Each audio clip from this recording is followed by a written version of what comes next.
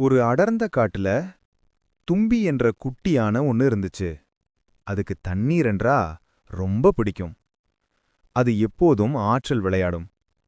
ஆனா அதன் தும்பிக்கை மிக சிறிதாக இருந்ததால் நண்பர்கள் மீது தண்ணீரை பீச்சி அடிக்க முடியல. இதனால் தும்பி எப்போதும் சோகமாக இருக்கும்.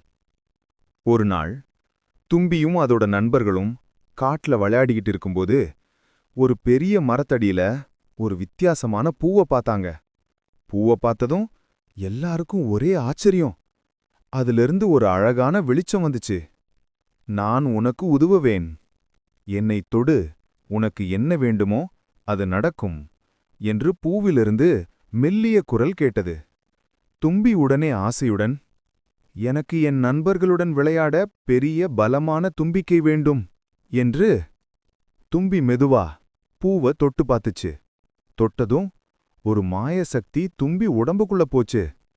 கண்ணிமிக்கும் நேரத்துல தும்பியின் தும்பிக்கை நீண்டு பெரிதாக பலமாக மாறியது.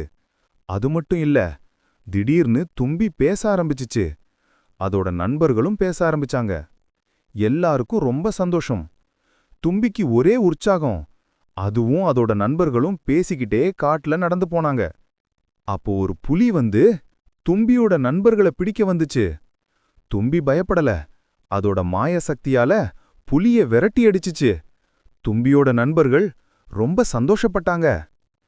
இந்த செய்தியை கேட்ட காட்டு ராஜா சிங்கம் தும்பிய பார்க்க வந்துச்சு. தும்பியோட மாயசக்திய பார்த்து ராஜா ரொம்ப ஆச்சரியப்பட்டுச்சு. தும்பியும் அதோட நண்பர்களும் ராஜா கிட்ட நடந்த எல்லாத்தையும் சொன்னாங்க. ராஜா ரொம்ப சந்தோஷப்பட்டு தும்பிக்கு ஒரு சிறப்பு பரிசு கொடுத்துச்சு. தும்பிக்கும் அதோட நண்பர்களுக்கும் ரொம்ப சந்தோஷம். காட்டு ராஜா தும்பியோட தைரியத்தையும் மாயசக்தியையும் பாராட்டி அத காட்டுக்கு ஒரு நல்ல தலைவனா தேர்ந்தெடுத்துச்சு. இனிமே காட்டுல எந்த பிரச்சனை வந்தாலும் தும்பி பாத்துக்கும்னு எல்லா மிருகங்களும் நம்பிச்சு. தும்பியும் அதோட நண்பர்களும் சந்தோஷமா வாழ்ந்தாங்க. தும்பி மாயப்பூவோட உதவியால காட்டுல இருக்கிற எல்லாருக்கும் உதவி செஞ்சுச்சு. எல்லா மிருகங்களும் தும்பிய ரொம்ப நேசிச்சுச்சு. தும்பி ஒரு நல்ல தலைவனா இருந்து காட்டுல அமைதியையும் சந்தோஷத்தையும் நிலைநாட்டுச்சு. இந்த கதை நமக்கு என்ன சொல்லுதுன்னா, தைரியமும் நல்ல மனசும் இருந்தா எதையும் சாதிக்கலாம்.